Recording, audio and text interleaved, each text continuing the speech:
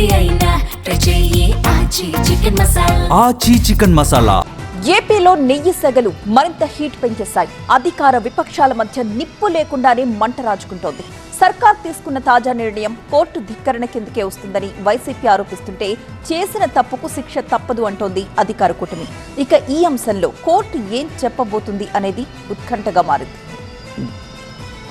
లడ్డూ నెయ్యి కల్తీపై ఏకసభ్య కమిషన్ ఏర్పాటు చట్ట విరుద్ధమని వైసీపీ వాదిస్తోంది. చంద్రబాబు నిర్ణయాన్ని ఖచ్చితంగా సుప్రీంకోర్టు తప్పుపడుతుందని ధీమా వ్యక్తం చేస్తున్నారు ఆ పార్టీ నేతలు. వైసీపీ తీరుతో స్వామివారికి అపచారం జరిగిందంటూ శ్రీకాళహస్తిలో ఊరందూరులోని శ్రీ వెంకటేశ్వర స్వామి ఆలయం వరకు ఎమ్మెల్యే బొజ్జల సుధీర్ నిరసన ర్యాలీ తీశారు. వైసీపీ నేతలు ఇలాగే పిచ్చి చేష్టలు చేస్తే తగిన బుద్ధి చెప్తామంటూ హెచ్చరించారు.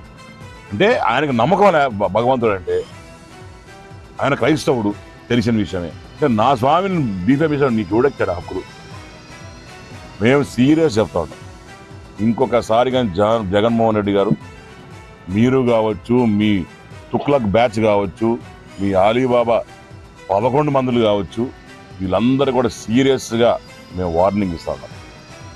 ఇంకొకసారి కానీ ఇట్లా పిచ్చ చాసలు వేస్తే మాత్రం మీ అందరికి దేహశుద్ధి జరిగే ఖాయం. అసలు లడ్డూ కల్తీని చంద్రబాబు ఎక్కడికి తీసుకెళ్లాలనుకుంటున్నారని ప్రశ్నించిన అంబటి రాంబాబు లడ్డూ తప్ప రాష్ట్రంలో ఇంకేం సమస్య లేదా అంటూ నిలదీశారు. చార్జ్ షీట్ ఫైల్ చేశారు కదా, దానికి మీరు ఒక్కరి భాష ఎందుకు? అంటే ఏదో ఒక విధంగా లడ్డూలో కల్తీ కలవకపోయినా కలిసినట్టే అది కరుణాకర్ రెడ్డి గారు, సుబ్బారెడ్డి గారు, జగన్మోహన్ రెడ్డి గారు దగ్గరుండి కలిపినట్టే అనేదాన్ని ఏదో ఒక విధంగా ప్రజల మనసులో రుద్దాలనే ప్రయత్నం చేసి ఎందుకు రుద్దగలుగుతారు? వాస్తవాలను ప్రజలు గమనించలేరా? అసలు లడ్డూ సమస్య తప్ప ఇంకే సమస్య లేదా రాష్ట్రంలో? జగన్ నీచ బుద్ధితో వ్యవహరిస్తున్నారంటూ ఫైర్ అయ్యారు టీడీపీ ఏపీ అధ్యక్షుడు పల్లా శ్రీనివాస్. శ్రీవారి పట్ల అపచారాలు చేసిన జగన్ హిందూ సమాజానికి క్షమాపణ చెప్పాలని డిమాండ్ చేశారు. అటు త్రేతాయుగంలో, ద్వాపర యుగంలో రాక్షసులు ఉండేవారు.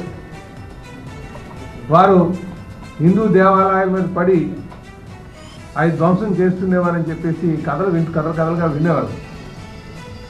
కానీ ఇప్పుడు కలియుగంలో నేరుగా చూస్తున్నాం.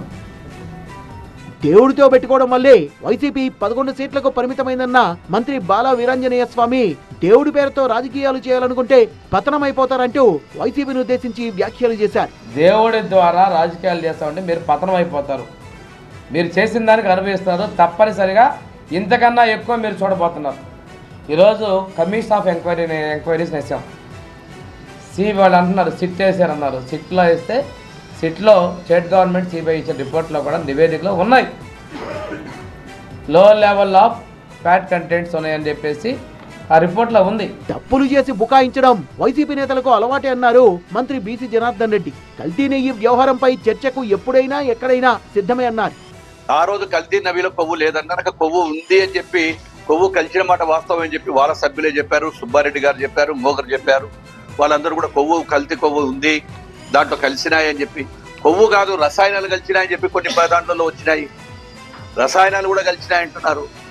ఇన్ని జరిగినా, ఇన్ని విషయాలు తెలిసినా మీరు ఎందుకు ఈ విధంగా పెట్టున్నారో చెప్పాలి. లడ్డూ ఒక్కటే కాదు, దర్శనం టికెట్ల దగ్గర నుంచి తెలనీలాల వరకు అన్నింటిలోనూ వైసీపీ నేతలు దోచుకున్నారని ఆరోపిస్తున్నారు కూటమి నేతలు.